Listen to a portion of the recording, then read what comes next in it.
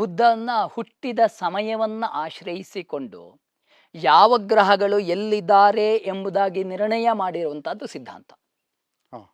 ಈಗ time stamp, ಆ time ಆ ಸಮಯಕ್ಕಿರುವ ಏನಿಲ್ಲ. ಈಗ ಈ ಸಮಯ ಅಂತ ಹೇಳಿದ್ರೆ ಈ ಸಮಯದಿಂದ ಈ ಸುಮೇರು ಜ್ಯೋತಿರ್ವನಂ ಎನ್ನುವ ಸ್ಥಾನದಿಂದ 360 ಡಿಗ್ರಿಯಲ್ಲಿ ಯಾವ ಗ್ರಹಗಳು ಯಾವ ಕೋನದಲ್ಲಿದೆ ಎನ್ನುವಂತಹದ್ದನ್ನು ತಿಳಿಸಿಕೊಡುವಂತಹದ್ದು ಸಿದ್ಧಾಂತ. ಆಯ್ತಾ? ಈಗ ನೋಡಿ, ಈ ಕೋನದಲ್ಲಿದ್ರೆ ಹೀಗೆ, ಈ ಕೋನದಲ್ಲಿದ್ರೆ ಹೀಗೆ ಎಂಬುದಾಗಿ ಹೇಳೋದು ಫಲಿತ. ಉದಾಹರಣೆಗೆ ಸೂರ್ಯೋದಯ ಆಯಿತು ಅಂತ ಹೇಳಿದ್ರೆ ಬೆಳಗ್ಗೆ ಅಂತ ಹೇಳ್ತೇವೆ, ಮಧ್ಯದಲ್ಲಿ ಸೂರ್ಯ ಇದ್ದಾನೆ ಅಂದ್ರೆ ಮಧ್ಯಾಹ್ನ ಅಂತ ಹೇಳ್ತೇವೆ, ಸಾಯಂಕಾಲದಲ್ಲವರು ಸಾಯಂಕಾಲ ಅಂತ ಹೇಳ್ತೇವೆ. ಹೀಗೆ ಯಾವ ಗ್ರಹ ಎಲ್ಲಿದ್ರೆ ಏನು ಎಂಬುದಾಗಿ ಹೇಳ್ತೇವಲ್ವ, ಇದು ಫಲಿತ.